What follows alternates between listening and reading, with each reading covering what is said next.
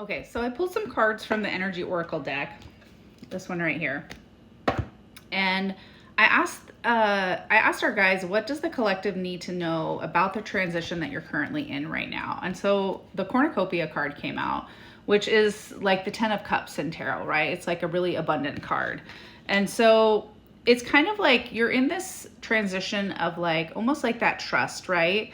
And so sometimes right before a manifestation comes in, we have to really trust that the work that we've done and what we're doing is coming into fruition and working out.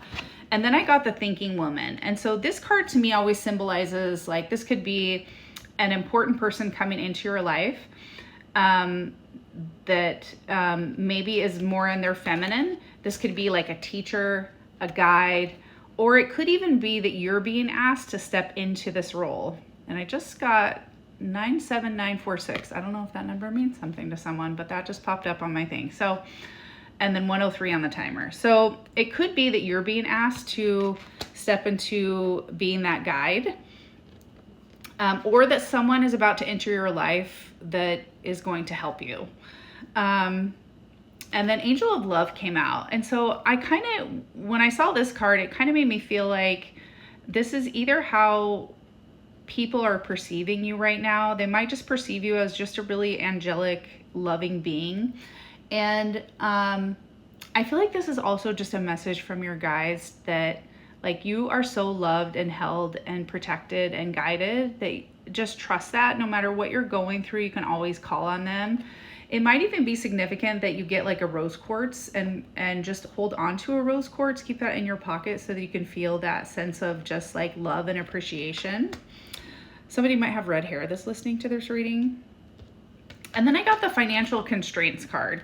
And so with that, I was more getting, you might be in this time right now where you feel like you're in this like lack financially, like you just feel like you're not able to make ends meet. I'm definitely in that place myself where I'm just, I've started a business and I'm just, I'm waiting for things to kind of, come through and pick up and I'm just really having to trust that, right? I just dropped my hours at work as a nurse. I'm also a nurse. And so I'm working part-time now. And then I'm creating more space for the universe to bring in opportunities for me to do things with my business, like do Reiki sessions, do healing sessions, do heart healing sessions. The energy that I bring is different than what other Reiki practitioners bring because we all have our own unique healing, right? And so I actually gave my card I went to the dentist today and got my teeth clean. They feel great. And I just felt called to give her my card. I was like, she knows nothing about Reiki, but which is totally okay.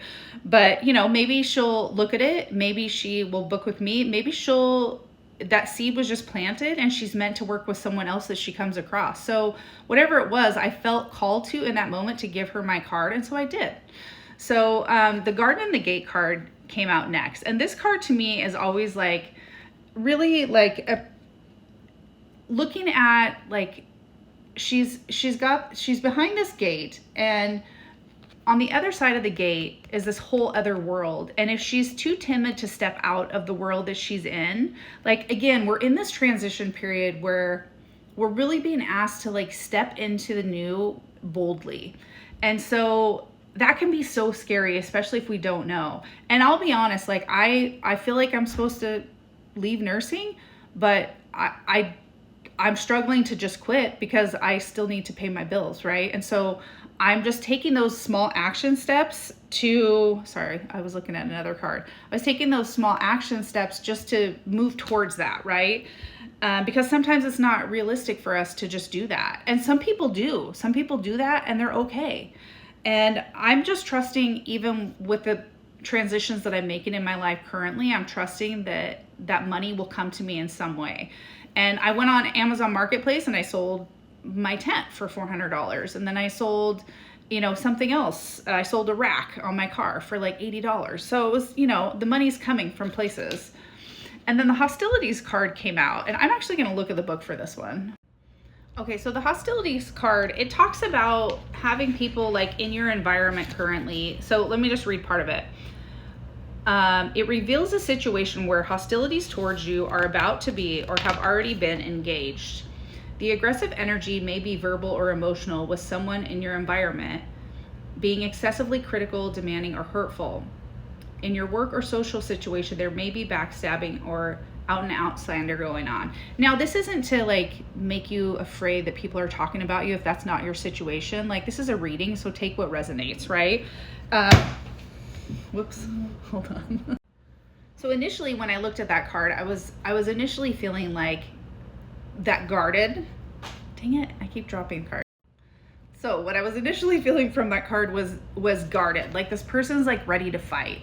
And so it could be that, like, I'm even noticing my shoulders all clenched up. Could mean that you need to just like try to relax and breathe through some difficult situations that you might be in right now.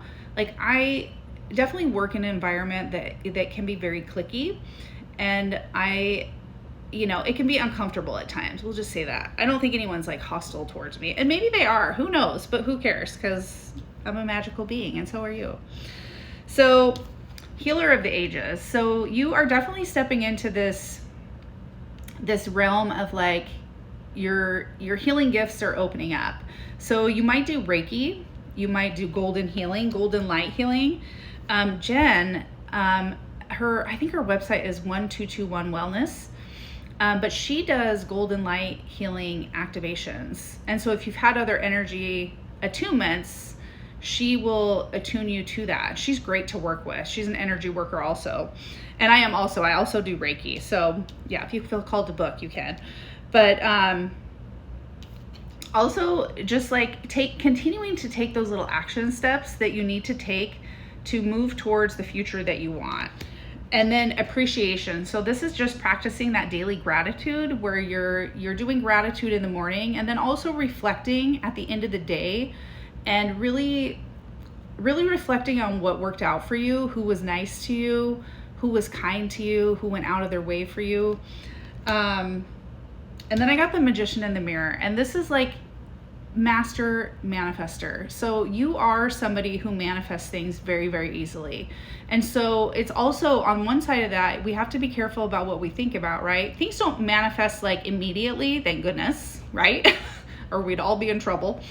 But it is to also like pay attention to where your mind is, because if you're thinking about negative things and expecting the worst, then that is what is going to appear in your environment. Not as fast as if it's like a high vibrational thing, like something with love or like kindness for another. But this is also like in another reader I follow, this is like her twin flame card. So maybe someone listening to this is on a twin flame journey, but this is like yin and yang. This is like balance of divine masculine, divine feminine. Either way, you are a master manifester. So just know that you can do anything you put your mind to. I have firmly believed that, and that's why I've been successful at pretty much anything I put my mind to, I've been able to accomplish. And people call it luck, and it's really not. It's really the perseverance and the dedication and just that inner knowing that I am loved and taken care of. So you are too. I'm sending you so much love.